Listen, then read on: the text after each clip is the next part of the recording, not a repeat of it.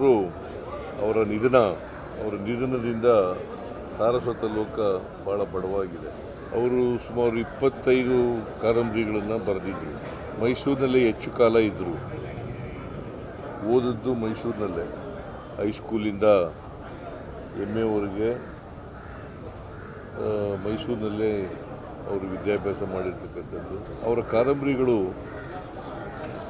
40 ಭಾಷೆಗಳಿಗೆ ತರ್ಜುಮೆಯಾಗಿದ್ದಾವೆ. ಬಹುಶಃ ಇಷ್ಟೊಂದು ಭಾಷೆಗಳಿಗೆ ತರ್ಜುಮೆ ಆಗಿರ್ತಕ್ಕಂಥ ಕಾದಂಬರಿಕಾರರು ಬಹುಶಃ ಭೈರಪ್ಪನವರು ಒಬ್ಬರೇ ಅಂತ ಅನಿಸುತ್ತೆ ನನಗೆ.